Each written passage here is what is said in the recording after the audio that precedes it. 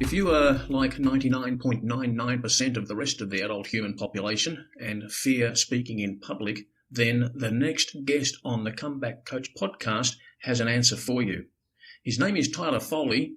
His book, the #1 bestseller, The Power to Speak Naked, is what he talks about during this interview. So listen up now as we bring Tyler Foley to the Comeback Coach podcast.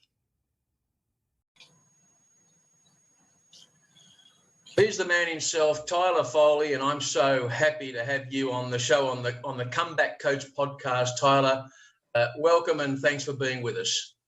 Oh, Mike, it's my absolute pleasure. I've been looking forward to this for quite a while. Me too, because when I look at your profile, and our audience has been previewed on what you do and what you're about, but when I see that you're an actor and performer, being a baby boomer, I still get stars in my eyes when I think that I'm going to talk to someone that's been on a screen. Today it's all about screens, but in my era, being on a screen meant you were a movie star. You're the author of a book, The Power of Speaking Naked. Your specialty is personal development and motivational speaking. Here's the thing that really interests me and what I'd like to get into as we progress. You help people overcome the fear of public speaking so that they can tell their story.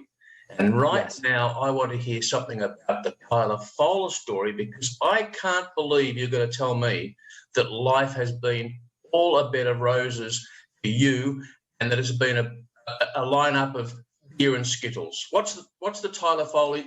How did life start for you as a child and your upbringing? Well, I was blessed. I had a really good childhood, but not without its difficulty. My father passed away when I was 6 years old, very suddenly, very tragically, to a car accident. And it really propelled my life to where it was. I wouldn't say that it shaped or defined it, but when my father passed away, my mother and my uncle were looking for an outlet for me, kind of something to do. I didn't outwardly grieve my father's passing until I was almost 12 years old. I believe I was in the 6th grade the first time I actually cried about my father. And I know that my mom and my uncle wanted to make sure that I had an outlet, and I had shown interest in theater when my father was still alive. In fact, one of the last things we would have ever done together was he saw me in the Christmas pageant play that was put on by my elementary school. And I got to play Joseph.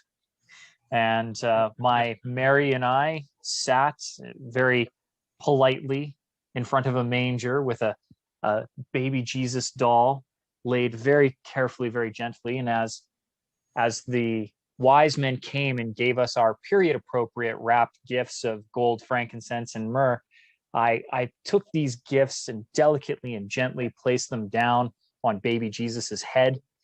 And with each gift that went over this poor doll's head in the manger, the audience laughed. And I remember just loving that and just getting hooked on that feeling. So when my dad passed away, Mom said, well, what would you like to do? And I said, well, I'd really like to do that. I loved being on stage. And so that began a very long career in film and television. And it wouldn't have happened, I don't feel, if it weren't for my father's passing. At least it wouldn't have been as successful or as elongated, because I had the opportunity to get into something that most people don't even dream about doing for years and years and years into their adulthood. And I was doing it at 6. And so that really propelled me forward. And I went to a fine arts high school, really dedicated myself to the craft of acting. And then my whole world crumbled again. January 1st, 1997, New Year's Day, I woke up and the left side of my body didn't work. I'd had some form of medical episode. They're still not sure if it was a palsy or a mini stroke. I've had tons and tons of scans done over the course of 18 months trying to figure out what was wrong neurologically, why it had happened. But as an actor, and particularly at the time I was studying musical theater, when you can't move half of your body including your face, and it drifts like this. And I mean, I talked like this, and it was hard. It was really, really difficult for me. And I thought that was it. The doctors were like, well, we don't know if you'll get better. And I went to a couple of different specialists, and I was really lucky in that when my father passed away, a lot of incredible men stepped in to become father figures in my life. So I was raised by a village, and a lot of people helped support my mom. And one of them was an incredible man, Robert Corbett. And Bob was a doctor of chiropractic, and his wife, Joanne, is also a doctor of chiropractic, as well as she's got so many initials at the back of her name, I don't even know what to call her, but Dr. Joe for sure. And they said, well, since nobody knows exactly what happened, nobody knows exactly if you will get better or not, but let's assume that you will. And these are some things that we can do to go forward. So I went through a lot of physical therapy, acupuncture, laser acupuncture, holistic medicines, chiropractic, and then traditional physiotherapy. And it was a struggle, but for those viewers or the listeners who can't see, my face does work now. I have a tell, when I'm getting tired, because I'll smile out of one side of the face and not both, but that's about the only side effects that I've had.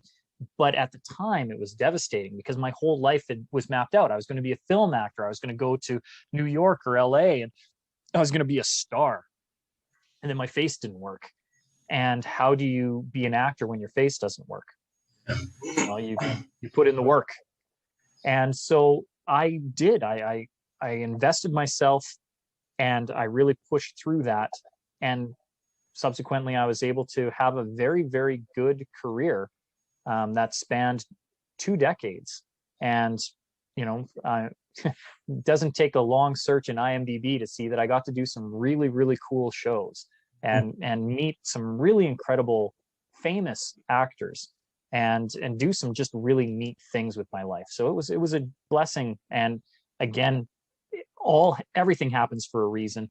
And as tragic as some of that stuff was, I don't think I'd be the person I am today if it weren't for it. Tyler, thank you for sharing that about the tragic passing of your father when you were 6 years old. The fact that there wasn't an emotional reaction, as in crying, until later, some 6 years later, if I'm right in working the age. And then the medical condition that in 1997, which caused you to be paralysed on one half of your body. And obviously you don't show any signs of that right now, though you did say that at times if you get tired, there are. I'll tell you what comes to mind. First of all, I'm always mindful that we just don't know, the viewer or the listener, what part of your story is going to be the seed in their mind that could germinate and literally be a life-transforming idea. So I acknowledge your story. Here's the thing I'm wondering. So there's some kind of a physical anomaly that occurred in 1997. Life-changing for you at the time. Certainly it changed the direction you were heading career-wise.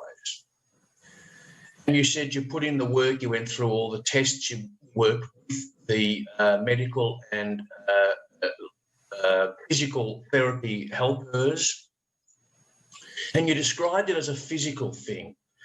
But may I ask you, what was going on in the mind during the therapy and the change and the transformation to get you where you are, even up until this day? Well, and again, I had great role models growing up, and I attribute a lot of where I have a mindset to people like Bob and Joanne, to my mother. I mean, my mother was a single mom, and I got so much, and I had such a blessed life that we were never lacking for anything, even though I'm sure resources were very, very stretched for her. And so mindset played a lot in it. And I didn't realize it until later that I was already of a positive mindset.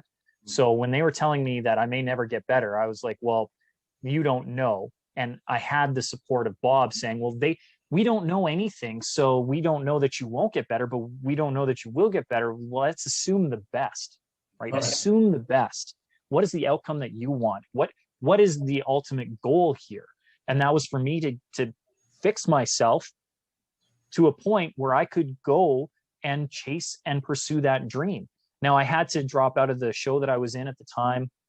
Didn't get to finish the musical. I actually didn't even get to graduate from the Alberta High School of Fine Arts because part of it was doing that final performance, and I never did get to do that performance. And they wanted me to come back for another year. And I knew that if I wanted to be a professional actor, I needed to be in an area where professional actors were. And for me in Canada, that's either Toronto or Vancouver. And me being on the West Coast, Vancouver was the obvious choice. So I said, no, I'm not going to come back. At least I will have my high school diploma. So that I will graduate. I just won't be a graduate of the Alberta High School of Fine Arts, but I don't need that to go and be an actor. I am an actor because I say I am, not because of a piece of paper, right? And the credits that I've gotten over my life support that. But whether I ever got into a film or not, I would still be an actor and a performer. Like my identity is not defined by the things that I do so much as the mindset that I take into it. So I knew that I was going to go and do that. And because that was the goal, and I surrounded myself with the people who could help me maintain that mindset, because there were times where I didn't like it. I remember the first week brushing my teeth and not being able to brush my teeth, because as soon as I started to get the foam going from the paste, it would dribble out the side of my mouth. I couldn't eat, I couldn't drink things. Like I was an absolute mess, and I had to like hold my mouth shut just to be able to eat food. And I remember it being a really dark time. Yeah. But my mom was like, this will pass. Like, we'll find the ways to figure it out. Bob was like, look, we will do the metrics. We're doing the testing. We can see when the nerves are coming back and what's firing. And being able to seeing incremental growth really, really helped. So it was just the small things, like when I finally could brush my teeth, or figuring out how to eat soup, or seeing the scans and seeing them go from red to yellow to green. And when I started to be able to move and being able to trace function again and do different things. I mean, even driving a car, when I'm 17, I had my license for a year, but I drove a standard. And for the first 2 months, I couldn't clutch because I couldn't move my left foot. Mm-hmm. And so it was things like that where once you had the milestones and I knew what I was reaching towards, it gave me something to reach towards. It gave me a goal, and it allowed me to propel myself forward instead of dwelling in the present or looking backwards. Because that was, that's just going to anchor me. I need to go forward. This is something that I'm going to overcome. And I allowed myself the freedom to have bad days, but to not dwell on them. Yes, there's a saying I like. It's all right to look back on the past, just don't stare. And yes. Let's acknowledge. So congratulations on your transformation, and what a blessing, like you said, that you've had people like your own mum and Bob and his wife and others in your life in the past, when we're checking the past but not staring, and we see that there have been significant others who have been a part of your transformation. But the hard work had to be done by you, and you're here to tell the story today. But you're helping others to tell the story of their own comeback. So this is the Comeback Coach podcast. So people watching and listening to you, Tyler, are more likely to be people who are getting back on track after some adversity or a setback, or they're well on the way, or maybe in the middle of some adversity and they can't even imagine that the transformation and a comeback and getting back on track is possible. But they're going to have a story to tell. Everybody has a story to tell. You're telling your story now, and you help people overcome the fear. The number one fear, apparently. People fear public speaking more than they fear death itself. what is it that you do to help? Let's get into the nitty-gritty of how you help people now. Because, oh, by the way, you're a family man, I think. I saw a video. I think you've got at least one child that I saw. What's your family situation there? Yeah, I'm happily married. My wife and I have been married what will be 15 years coming up very shortly. And we've been together anyways for 15 years. And we have a 5-year-old daughter, and she is the light of my life. And she's my, my why right now when I drill things down. Wow. And yeah, no, that is family life right now. Very happily married and excited too, because my daughter is just going into grade 1 this year. So that brings a whole full circle flood of emotion for me, and I'm excited for her. She's actually been accepted into a school where my mother worked at. So there's a bit of a family legacy going in there too. And it's just really rewarding right now for me to see her grow. She also is in film and television, because you can't have a dad who's been acting and not put your kid in. And I try really hard not to be a stage parent. I let her do it. There's times where she's like, I don't want to audition. And I say, okay, fine. You don't have to. And then as soon as I say, you don't have to, she's like, oh, okay, well, I want to do it. And then we go and we do the audition. Oh, that's great. 15 years with the one lady, that's terrific. And your 5-year-old daughter, your wife, and you have, and you're seeing her come along, and she's going into grade 1, you said, and she's doing her own little thing with her acting and auditioning and performing. That is, and I know what that's like. I'm a granddad, so I know what it's like. You mentioned something there.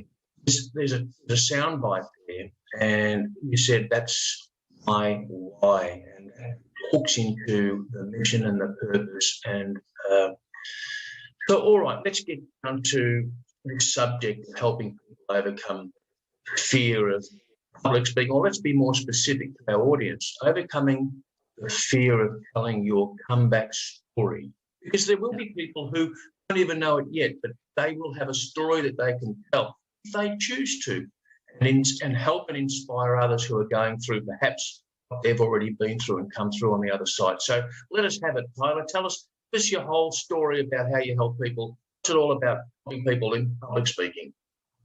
Well, the first thing is when somebody says they have a fear of public speaking, I challenge that, because you and I are having a conversation right now. It's a public talk. And I would ask anyone in your audience to think about how often they interact with different people and verbalize those thoughts over the course of a day. There are probably a half a dozen to a dozen, if not more, public interactions. If you go out to a restaurant and you order food, you're speaking to probably a complete stranger, and that is still public speaking. You are speaking in a public environment. The difference is that we're not thinking about what we're saying at that point. We are living life. And what I want people to remember is that you're not afraid of public speaking. When people say that, really what you're afraid of is public judgment. And it's that judgment that keeps us back and stops us from saying the things that we want to say. One of the things that I discuss in my book is that the thing that you're afraid to say is very likely the thing that your audience needs to hear. Wow. There is great impact when you share your story, because as unique as the circumstances are, for me, my father passed away at 6 years old of a motor vehicle accident. More specifically, I was 6 years old when he passed away. My dad, by the way, was in his early 30s when he passed. And I remember the time when my birthday came around and my uncle phoned me and said, "You've now outlived your father." And that was a really impactful moment for me. But I am not the only person to have lost their father. I am certainly not the only person to have lost their father to a motor vehicle accident. I'm sure there's millions, not hundreds of millions of people around the world who have. But if I tell my story, my version of it, and how I overcame those events, if I talk about me overcoming a paralysis that could have derailed my career. If I talk about overcoming the complete loss of my first business that I put together because of the death of my business partner and an improper insurance in place, director's insurance that was non-existent for some reason. These are all stories that are unique to me, but are universal because your audience will be able to say, hey, that could have happened to me, or that did happen to me. And if it didn't, your audience can sympathize with it. And that's the power of story. When we tell our story, we allow others to have a glimpse into our lives and see the world from our eyes. And when you tell your story in a powerful way, you have the ability to impact lives in a very positive way. I mean, I look at what you're doing, Mike, and you talk about your story, it has a positive impact. I know one of the speakers that I worked with, I actually went to school with him. Me and him both graduated from the Alberta High School of Fine Arts. And he struggled for a very long time with mental health issues, with addiction, to the point where he was consumed with the idea of killing himself. And he tells a phenomenal story because he's a very, very gifted speaker. And he calls it the 10-minute time machine. And in it, he discusses if he could go back in time and change the most traumatic instance of his life, which is when he just about succeeded killing himself and his kids walked in on him and ended up saving his life because they phoned 911. He talks about if he could go back in time and change it, would he? And the answer is he wouldn't. Because although it was tragic and there were some cascading effects from it, he lived. His children saved him.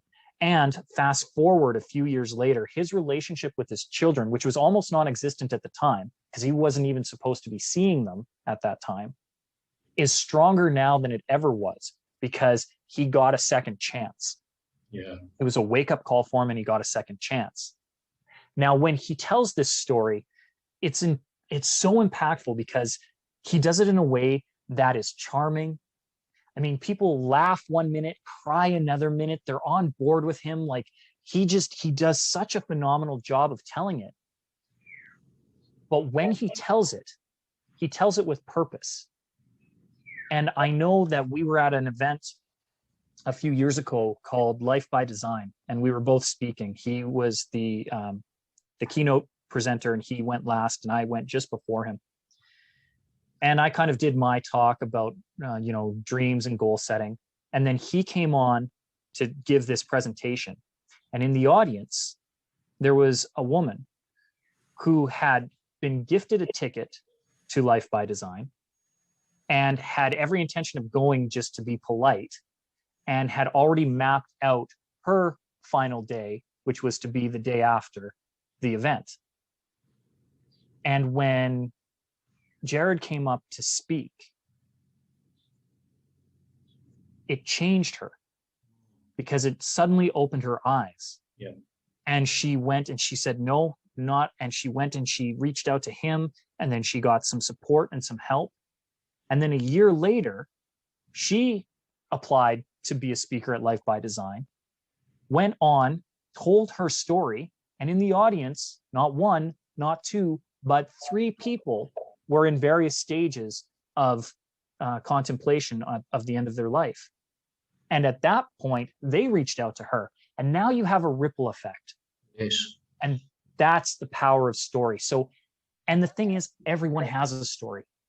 Everyone has a story of the struggle that you're either going through now or a struggle that you've gone through. Everyone has an event. I know people who are like, oh, my life is boring. I'm like, really, let's play an exercise. And we break it down and we look at the epochs of their life. Everyone has a story to tell. Some of them, they don't all have to be tragic either. There can be some really powerful, enlightening moments of things that went good for you. And why did they go good? And that's a story that you need to tell as well, because people can learn from that, from both from the good and the bad. And if you can tell that story, you can inspire other people. And that is when the positive change happens. Wow.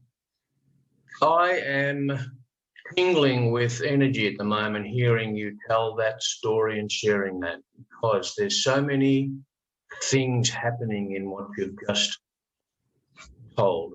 And the story of your friend Jared, your own experience at the Life by Design event, the woman who had her plans mapped out for the next day, who heard Jared speak and had that one tiny spark of inspiration that changed the rest of it. And then when she had the chance to speak and did the same thing as Jared, she influenced in a positive way 3 more people, just like I.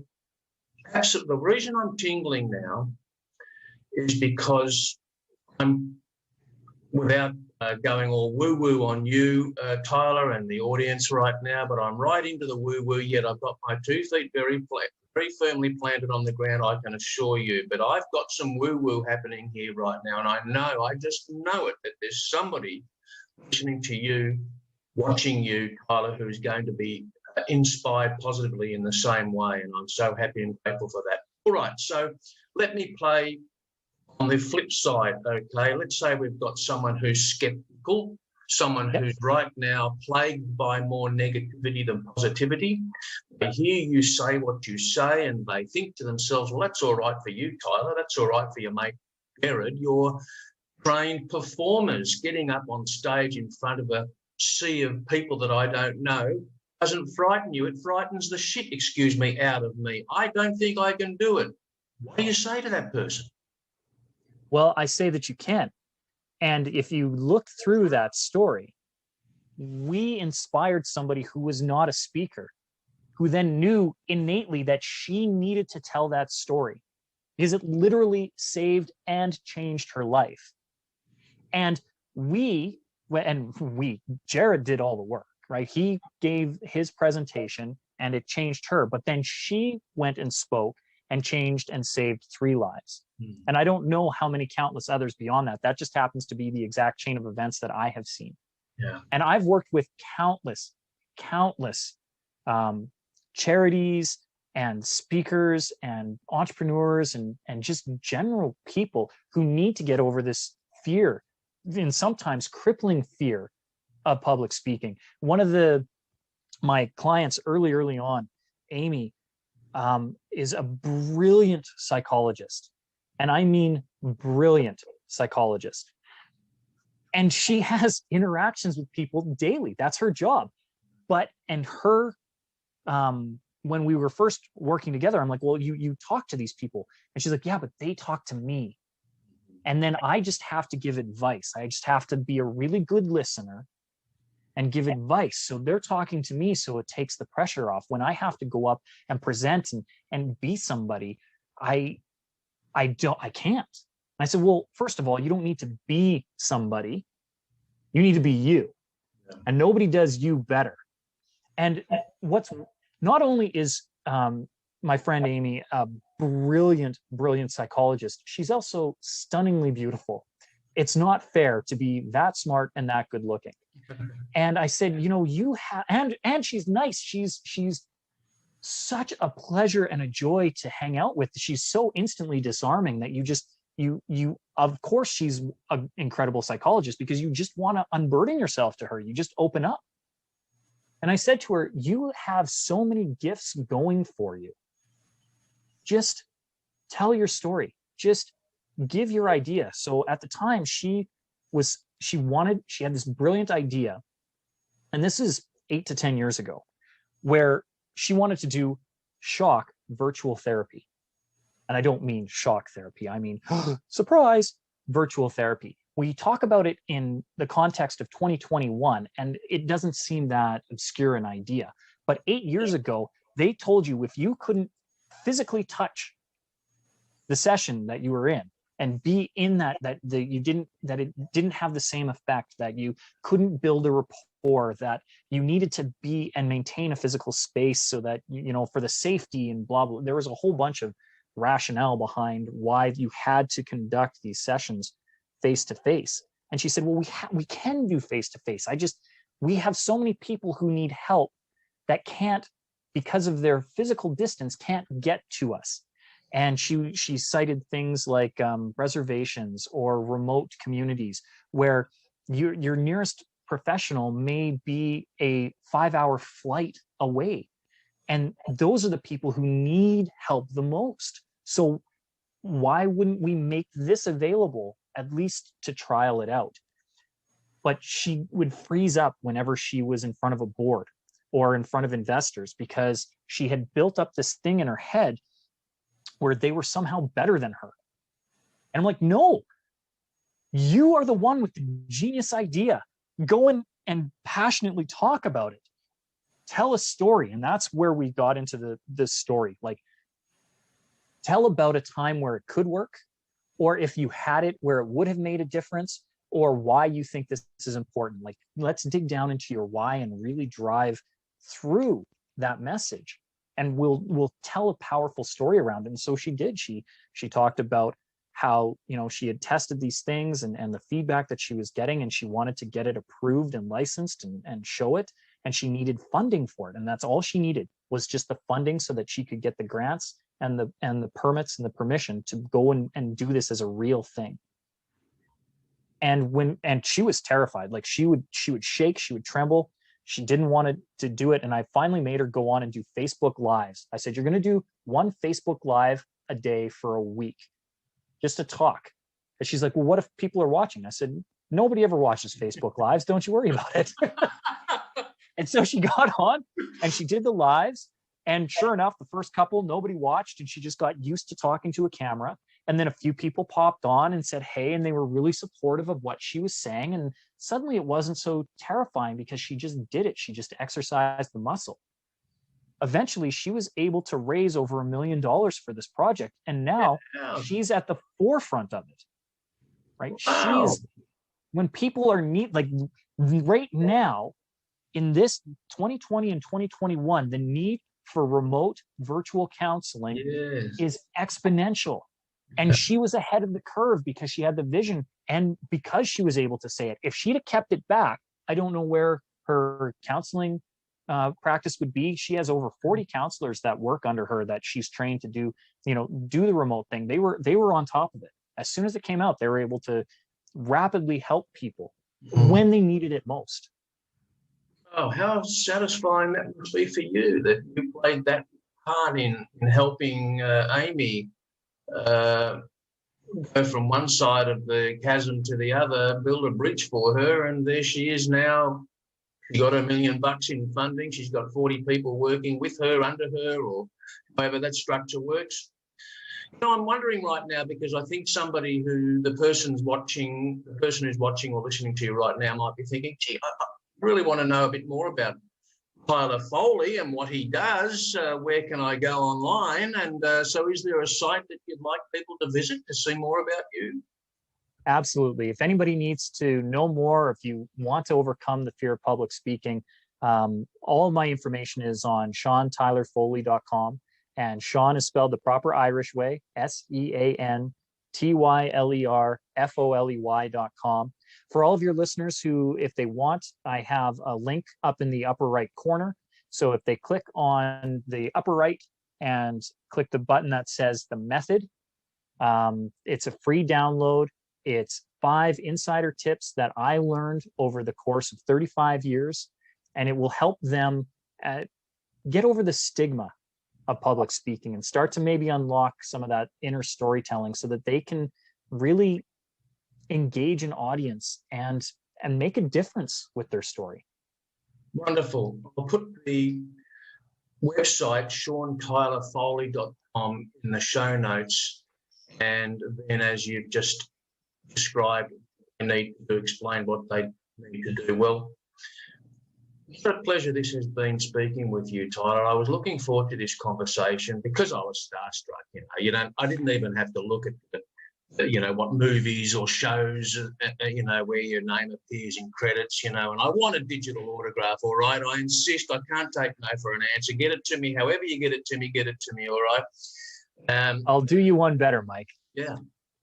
When the show is over, you send me your address. I'll send you a signed copy of the book. Oh, my goodness. Power to Speak Naked. There it is. Yes. Thank you very much. And you'll autograph it for me? I will. Wonderful. There's the book. So that's the book, The Power to Speak Naked. And Tyler Foley, he's told his story. He's told his comeback story, more than one comeback, actually, going right back to childhood and coming back from that tragedy in the family. And what a blessing to have those people, your mum and the men folk that gather around you in that community you described, and to have people like Bob and his wife who took you under their wings, so to speak, and helped mould you to be the person you are today. Now, I'm insanely jealous, you bloody bugger. You're a good-looking dude, so God has put the molecules of your face together very well, and you were able to overcome the molecules and the atomic energy, whatever was going on in that palsy, in that paralysis, is gone. I don't know whether it's a medical miracle. I don't know enough of the story, but who cares right now? You're here to tell a story looking more handsome than it should be legal. And I think it's terrific, and it's been an absolute pleasure having this conversation with you, Tyler, and I really appreciate you making yourself available, and I'll thank you on behalf of the audience of the Comeback Coach podcast. And now, you, the listener, to the audience member, go to SeanTylerFoley.com. And Tyler, would you like to finish on a final word or a quote, if you have a final quote or something to leave off with? Yeah, absolutely, Mike. I think I will reiterate what I already said. And that is, the thing you're afraid to say is what your audience needs to hear. Mm. And remember that the audience is on your side. Whenever you are presenting, the audience is on your side. So go out, tell your story, change the world. There it is. Thank you. Thanks again, Tyler. And thank you to the audience member who is watching or listening to this. And I hope you'll join us again on the next episode of the Comeback Coach podcast. Tyler, have a wonderful evening in your part of the world. And a wonderful morning to you.